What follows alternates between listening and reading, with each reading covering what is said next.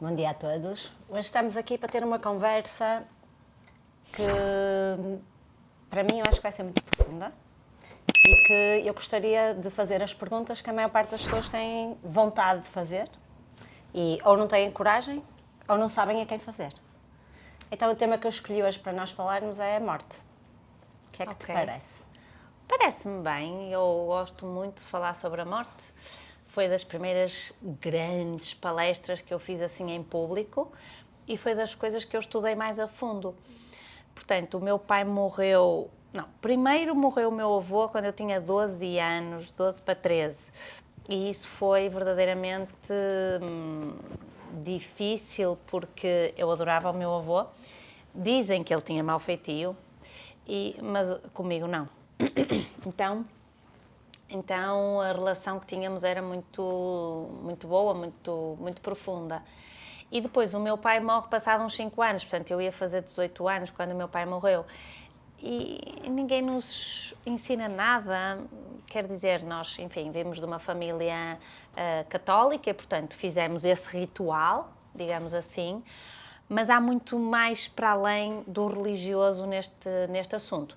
E aí, por volta dos 26, 27 anos, eu comecei a estudar uma área médica com uns professores da América do Sul, que se chamava, naquela altura, bioenergética, e nessa altura, o primeiro curso, que foi todo um fim de semana, praticamente só se falou de morte. Do que era, na realidade, a consciência, os planos dimensionais, o que acontece quando morremos, o que é que estamos aqui a fazer. E isso mudou a forma como eu vi o mundo e, a partir daí, abriu-se um capítulo novo da minha vida, sem dúvida.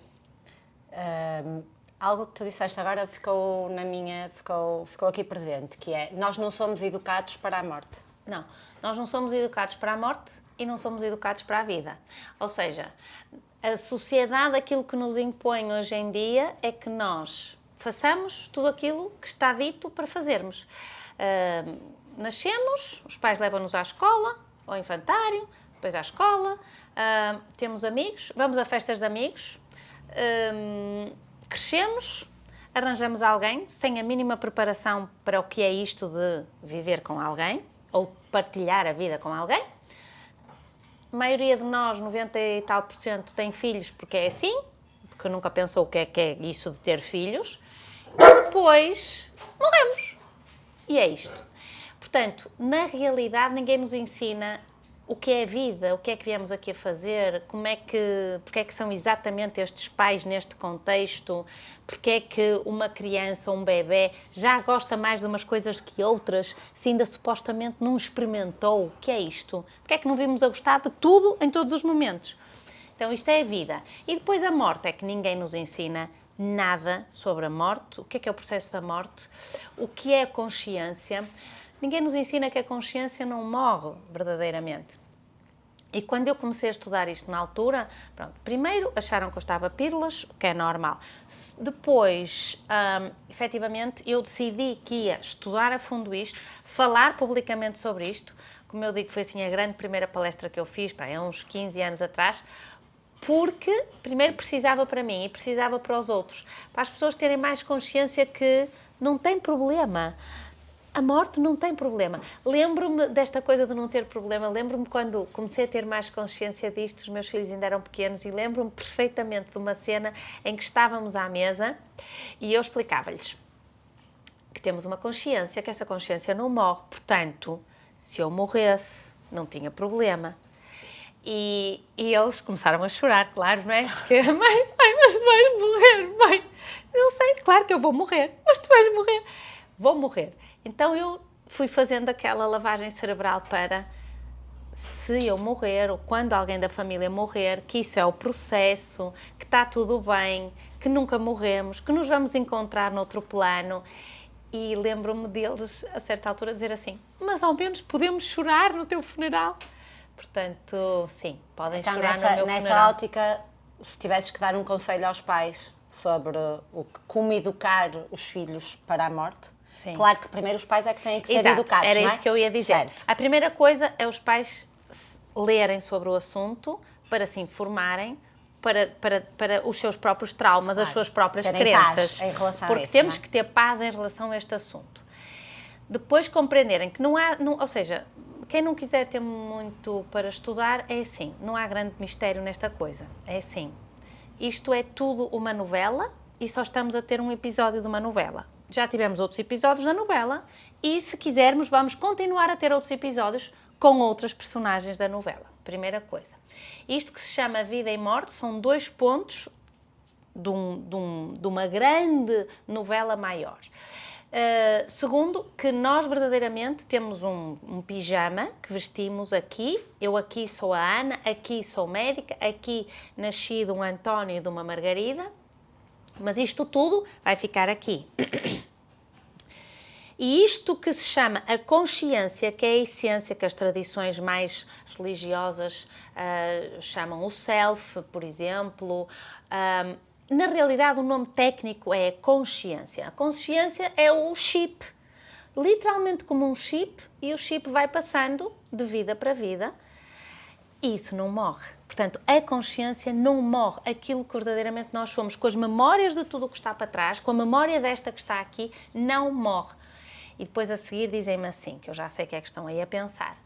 Isso é muito bonito porque você acredita nisso. Não, isto não é uma questão de acreditar, isto não é uma questão de fé. Estudem. Está tudo mais ou menos descrito. Existem imensos relatos de experiência quase morte, nomeadamente alguns livros muito interessantes de médicos que tiveram experiências de quase morte e voltaram para contar o que é que está do outro lado, o que é que sentiram, as experiências que tiveram. E, portanto, quando nós temos a certeza disso, começamos primeiro a mudar a forma como nós vemos a vida. Porque então, fuck off. Qual é o problema? Fiz isto mal? Tá, ok, vou fazer diferente. Então, não existe este peso tão grande de que só tenho este disco para tocar. Não, existem muitas músicas e podemos dançar muitas músicas. Isso tira-nos o peso do qual nós fomos educados, não é? De que temos que fazer tudo direito. Não, nós não temos que fazer tudo direito e não tem problema.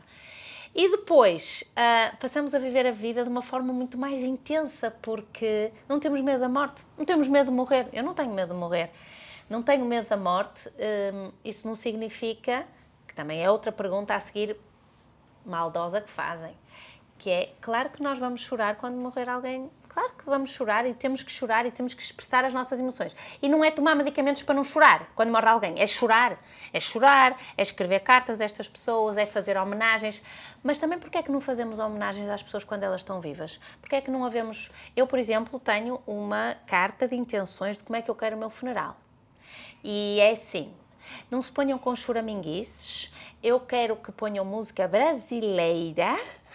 E quero que contem coisas bonitas, o que é que eu fazia, o que é que eu não fazia, que contem anedotas, porque na realidade é uma celebração. Principalmente, quando nós aprendemos isto, nós começamos a viver melhor a vida. Quando nós vivemos melhor a vida, então qual é o problema? Tivemos pessoas maravilhosas à nossa volta. E se não têm pessoas maravilhosas à vossa volta, arranjem-nas. Mas primeiro transformem-se numa pessoa melhor. Querem ter pessoas melhores? Transformem-se numa pessoa melhor. É sempre isto. Não é? Querem ter um homem maravilhoso? Pois primeiro transformem-se numa mulher maravilhosa. Esse é o truque. Podemos dizer que esse medo que as pessoas têm da morte está diretamente associado muitas vezes às doenças que tu vês na tua prática clínica? Sim, eu acho que o medo da morte está associado, não é? Primeiro, à ignorância de saber o que é. Porque que é o caixão, mas isso não pode ser o fim. Temos que admitir que isto não pode ser o fim, senão isto era uma palhaçada, não é? Vimos para aqui, põe-nos a trabalhar como uns mouros e depois é só para deixar as coisas para os putos. Por amor de Deus, tem que haver outro sentido desta coisa toda. Ok, portanto, as doenças, na realidade, as pessoas não querem ficar doentes, mas neste momento estamos a fazer muito pouco para não ficar doentes. Portanto, tudo aquilo que nós fazemos leva-nos a... É uma espécie de um algoritmo, isto é literalmente um algoritmo. Tudo o que tu fazes vai contando, vai somando para que tu fiques doente ou não. Portanto, o que é que tu estás a fazer para não ficar doente? E depois, efetivamente, e eu tenho uma forma muito simpática de falar isto com os pacientes, porque, efetivamente, as pessoas que vêm ter comigo estão doentes, algumas estão muito doentes, algumas estão muito próximas da... digamos, do tamanho do caixão. Mas até isso eu acho que é bonito quando se encontra um médico que tem esta capacidade de nos transformar um pouco a forma como nós pensamos sobre isto. Claro que o ideal, como eu digo, é sempre começar pelas crianças. Portanto, transformar os pais para transformar as crianças. As minhas sobrinhas, por exemplo, conseguem falar isto comigo. Conseguem saber, conseguem falar sobre vidas passadas, conseguem falar sobre a morte. E a forma como eu lhes explico não é criançalizada.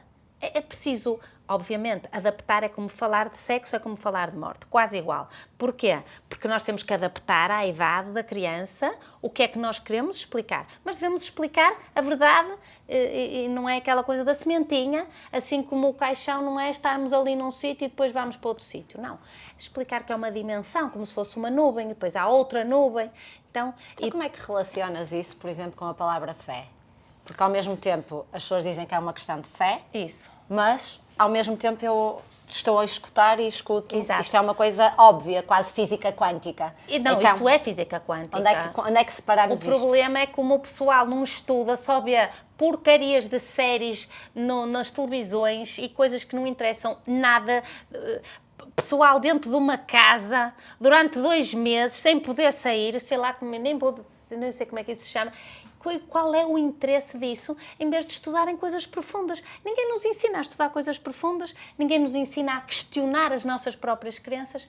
Então, isto devia fazer parte, se calhar, do currículo. enervei-me e já não sei a pergunta. Não, devia fazer parte. No outro dia disseram, uma coisa, disseram-me assim, uma coisa que eu sou uma mulher de fé. É certo, mas o que é fé e o que é estudar e que se transformou numa crença? Porque podes dizer assim, tu estudaste tanto isto que já se transformou numa crença. É certo, é a minha crença, é certo. Sim, e a partir daí é a forma como vês a vida. Exato. E já não distinguimos onde é que fica aqui a fé. Exato, é isso que eu digo, mas efetivamente eu não tenho a mínima dúvida sobre o que te estou a dizer. E depois, claro, a lei da atração funciona sempre, não é? Que é, como depois estudas uma coisa, tudo começa a acontecer para que aquilo se congregue e para que cada vez mais dê um feedback positivo àquilo que tu pensas. Quer seja mau, quer seja bom. Ou seja, eu encontro-me com pessoas e tenho amigos que pensam as mesmas baboseiras que eu. E assim é que tem que ser. Porque eu já não estou para aturar gente que não compreenda que, efetivamente, o que há escrito hoje em dia na literatura, nomeadamente em termos de física quântica, nomeadamente em termos de saúde quântica, porque nós somos eletrões, nós somos um vazio dentro de nós, na realidade, porque o átomo, na realidade, é praticamente vazio. O que é que isso quer dizer? Quer dizer que eu posso colocar aqui, fazer download da informação do que eu quiser. Isso, volto a dizer, serve para o positivo e serve para o negativo. Por isso, a primeira coisa temos que querer, ler, estudar, perceber que existe mais do que aquilo que nos ensinaram. Ou seja, temos que querer para depois querer. Exato. Temos que querer para depois querer. E depois, a partir daí, torna-se muito mais fácil. Agora, essa mudança de chip é que talvez seja um pouco mais complexa. Que bate numa coisa muito interessante que estás a dizer, que no fundo é aquilo que nós procuramos também nos procura a nós. Claro. Que é esta sintonia. Essa é a lei básica do básico da física da atração. É exatamente isso. Aquilo que nós procuramos também nos procura, a vida sabe o que faz, sabe o que leva, sabe o que traz. Podíamos agora começar aqui com provérbios e não saíamos daqui. Uma pergunta que eu acho que é interessante e que muitas vezes as pessoas falam, mas não é fácil de explicar. A um dado momento, se calhar, também está desenhado nós esquecermos isto de quem somos na realidade. Certo. Na nossa totalidade. Ou então nunca iríamos experienciar algumas das emoções mais básicas humanas. Certo. Como o medo, Sim. como a insegurança. Sim. Eu acho que nós podemos escolher um pouco melhor os nossos pais, para os nossos pais também já virem com mais conhecimento e não ser tão difícil o nosso início de vida. Porque eu, por exemplo, comecei a estudar isto, não é? Eu teria uns 27, 28 anos. Lembro-me perfeitamente dessa mudança de crença e de ok, existe mais algo para além de. Mas os meus filhos já não tiveram que esperar até aos 20 anos para ouvir falar sobre a consciência, a morte, vidas passadas, o campo eletromagnético que nos rodeia, sobre a lei da atração, a lei do retorno. Então, isso era o livro básico. era esse. O livro básico da noite era a lei da atração, a lei do retorno, o que fazemos retorna a ti. Quer dizer, e portanto, nós já podemos nos ir refinando enquanto consciências para também não termos que penar, se fizermos a metáfora para o que seria a Igreja Católica, não é? Para penar para chegar a um determinado sítio. Aqui não temos que ter penas, não temos que penar. Efetivamente, quanto mais cedo na tua vida tu tens consciência disto, e por isso lá está a física quântica, já existem imensos autores que colocam isto em prática e já nos ensinam isto, para nós também ensinarmos a outros, que esse é que é o objetivo, mais fácil é. Quanto mais cedo menos tu programados tens, também estaremos menos programados estás, mas não é só isso, é que torna-se tudo muito mais fácil. Isso não quer dizer que as coisas não te aconteçam, não quer dizer que tu não te vais divorciar, não quer dizer que tu não te vai morrer o pai, tu vais ficar muito triste, não quer dizer que tenhas que sair de um trabalho, não quer dizer nada disso, não quer dizer que te morra um filho, não é isso. É a forma como tu decides viver aquilo isso. que te acontece que é diferente. Claro. E se tivéssemos que assim, num arranque, ok? Tínhamos aqui à nossa frente uma pessoa que não acredita, que não tem fé, mas vive no medo constante da morte, porque essas pessoas que não acreditam e não têm fé, elas encontram uma forma de lidar, mas vivem num medo profundo. Sim. E num silêncio profundo. A primeira coisa que me dá é tristeza, depois é nervos, não é? Pelas minhas características de personalidade. Mas pronto, respirando agora fundo, já sou um conselho bom, de género, como arrancarmos para mudarmos esta forma de estar na vida que nos limita tanto. Primeiro, experienciar isto da energia. O que é isto da energia? Ou seja, eu estou aqui contigo e eu estou a trocar energia contigo. E as pessoas podem experienciar isso, podem treinar-se a experienciar o que é, por exemplo, um campo de energia. Então, se eu consigo sentir aqui uns formigueirozinhos, eu não estou tolinha da minha cabeça. Isto é energia. É um campo de energia. Este campo existe aqui. Eu consigo determinar qual é o campo, mais ou menos, que eu tenho à volta do meu corpo. E qualquer pessoa consegue fazer isto. Isto é fixe de fazer às crianças, por exemplo, porque é tão fácil para elas sentirem a energia, fazerem jogos, imaginarem que têm um elevador na cabeça, descer o elevador até aos pés, subir o elevador até à cabeça. Isto é um exercício engraçadíssimo para começar a sentir, então, o primeiro campo eletromagnético de energia à nossa volta. Se calhar, primeiro temos que experienciar. Experienciar que isto existe. Existem campos eletromagnéticos que nós temos uma consciência. Como é que se vai trabalhar isto da consciência? A primeira maneira que nós temos para trabalhar a consciência é ler sobre a consciência.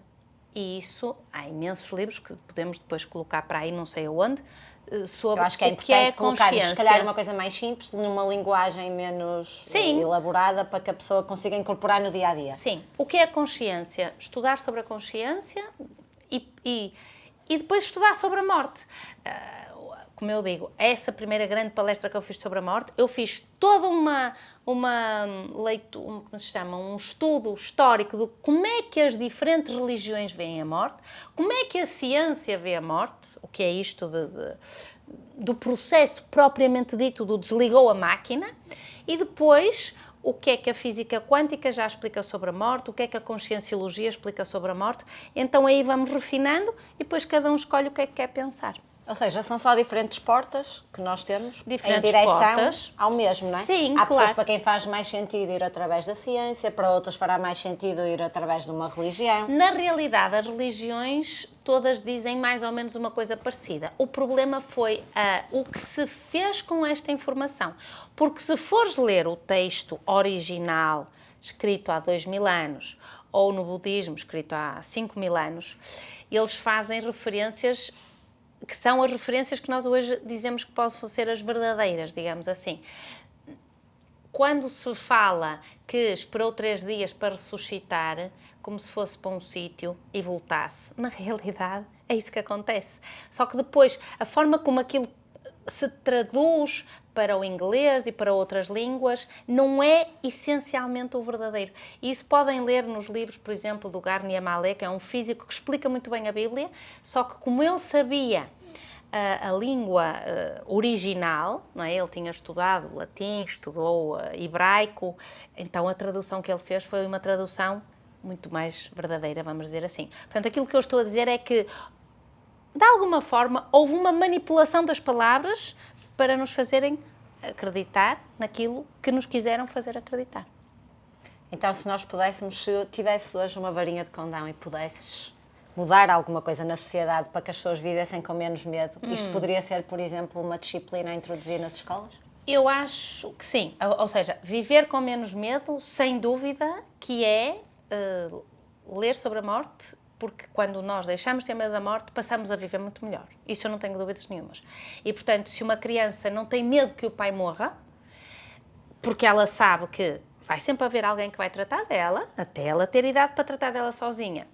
E a outra parte que é que ela ela, vai de algum modo, vai estar sempre ligada ao pai. Isso também. Exato, então, era isso que eu ia dizer. E que ela vai reencontrar o pai de alguma outra forma. E sim, podemos dizer que ela estará sempre ligada ao pai, mas eu acho que isso é mais difícil de entender para aquela cabecinha. Portanto, é mais fácil dizer que nos vamos encontrar como se fosse uma festa. E que encontramos as outras personagens que mesmo que estavam mortas quando nós nascemos. E, portanto, essa festa vai acontecer, quer acreditemos, quer não acreditemos. Se acreditarmos é mais fácil, porque primeiro preparamos-nos para a festa, não é? Nós, na realidade, devemos nos preparar para morrer, completamente. E preparar para morrer significa isso fazermos este processo de conversar. Primeiro fazer este processo. Normalizarmos algo que... Normalizarmos e depois prepararmos literalmente. Como é que queres o teu funeral? O que é que tu gostavas que fosse para quem? Antigamente as pessoas faziam divisões quando estavam vivas, dos bens e das coisas. Isso é muito importante, porque aliás, é uma das chatices maiores das famílias, não é? As heranças, mas também não me venham dizer então é melhor não ter nada, que essa é outra crença que até me dá a cabo do meu sistema nervoso, não é? Porque é melhor não ter nada para então não discutir das heranças, não é? Quer dizer, ou és rico e chateias-te pelas heranças, ou és pobre e então não tens nada para discutir. Não sei o que é melhor, mas efetivamente o que é melhor é as pessoas falarem sobre os temas abertamente, o que é que umas gostavam, o que é que as outras gostavam, e depois, claro, o pai ou a mãe têm que decidir o que é que entendem que seja o melhor. A questão do funeral, a questão de divisão do que é que te resta, o que é que tu gostavas que fizessem com as coisas que tu construíste, não é?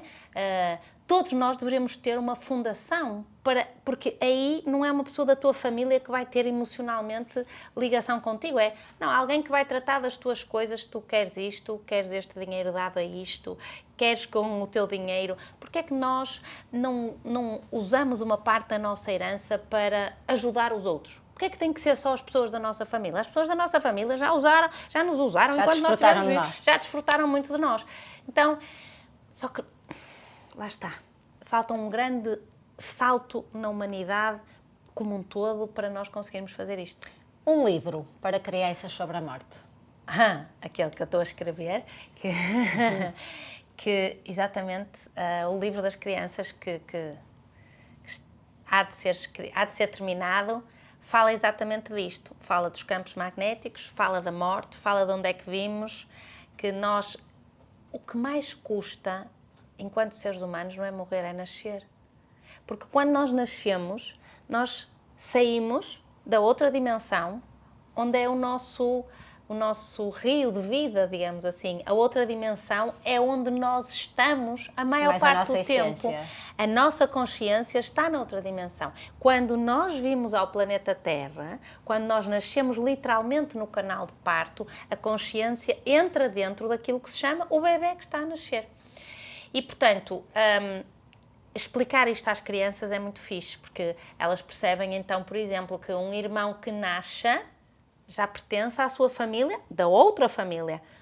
A nossa família que nós escolhemos aqui é só uma parte da família, porque eu posso ter sido tua irmã, eu posso ter sido tua mãe, e muitos comportamentos inconscientes que eu tenho contigo são porque essa memória está na minha consciência.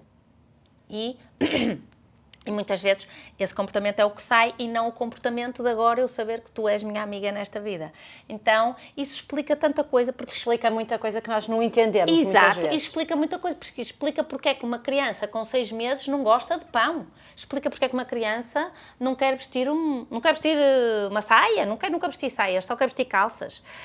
Porque é que gosta tanto de uma coisa e não gosta da outra. Isso explica tanta coisa que nós não sabemos explicar de outra maneira. E aquela parte que tu às vezes me contas, eu acho que é muito interessante para as pessoas ouvirem, porque tem a ver com a missão e com o que nos queremos realizar. Que, por exemplo, numa vida passada foi um pianista famoso. E depois vem com um pequeno dom, mas que nunca consegue realizar. Eu acho que é interessante isso, porque nós vivemos todos um bocadinho isso. Isso chama-se a programação existencial. Ou seja, cada um de nós vem com uma determinada programação existencial. Essa programação existencial não tem que ser todos descobrirmos uma vacina que vai curar milhões de pessoas ou a bomba atómica que vai matar milhões de pessoas, porque infelizmente... Também existe. Exato. Então, essa programação existencial pode ser, por exemplo, sermos um pianista famosíssimo, como tivemos o Mozart, o Beethoven, etc. Mas essa consciência que foi, por exemplo, o Mozart, que foi um pianista famosíssimo, podemos dizer, quando se estuda esta teoria, vamos dizer assim, para não dizerem que eu estou totó, quando se estuda esta teoria, podemos dizer que ele levava 3, 4, 5 vidas a treinar-se para que depois, naquela vida, de muita tenra idade, ele sabia o que estava a fazer. Sabia o que estava a fazer. Quase sem nunca ter sido ensinado, sem nunca ter sido ensinado. E isso transformou-o num dos pianistas mais famosos de todos os tempos. Mas...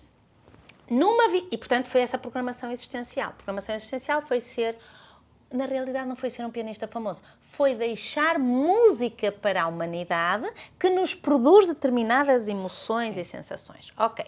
E que é uma porta. Até e que é uma porta para outras situações, por exemplo, relaxamentos, para conexão com a essência. Conexão com a essência, etc. Perdão, etc.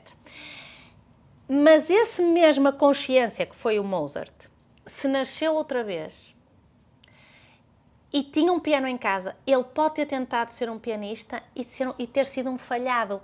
Porque quando nós atingimos o pico máximo dessa tal programação existencial, não temos necessariamente que estar a repetir a mesma tarefa. Mas trazemos algo em nós que nos atrai? Sim, por exemplo, eu sempre gostei de tocar piano, mas eu não escolhi ser uma pianista. Mas a questão é quando as pessoas ficam muito frustradas porque forçam uma experiência. Certo. As pessoas forçam uma experiência sem perceber que nesta existência vieram para experimentar outras coisas. Então, acho que estamos a chegar... Teríamos estudado para ficarmos aqui a falar horas e horas. Fica a promessa do livro. Fica a promessa do livro. Fica a promessa do livro, isso é importante. Se me deixarem ter tempo para escrever o livro. Acho que é muito importante porque a partir daí nós podemos fazer uma mudança no futuro, não é? Aos pais vamos desafiá-los a iniciarem este processo com mais verdade. Sim, existem muitas aulas, as minhas próprias aulas no YouTube sobre a morte, tenho para aí 4 aulas sobre a morte, mas com slides para perceberem de onde é que isto vem, com referências bibliográficas. Aqui estamos a ter uma conversa informal, não é para pôr referências bibliográficas. Até para as pessoas que são mais pragmáticas, se calhar, e uma mente mais objetiva, isso. Não é? Se calhar precisam de algo mais concreto. Sim, e aí está. Existe muita coisa escrita, é preciso ler. Está tudo à nossa disposição, é como a internet. Está tudo à disposição e eu escolho aquilo que quero ler. É uma escolha. É o nosso livre-arbítrio. Então pronto. Tchau, muito obrigada por esta conversa e no próximo capítulo vamos abordar mais questões sobre a morte. Se vocês tiverem perguntas que não foram abordadas aqui hoje, coloquem e nós prometemos que vamos trazer essas respostas.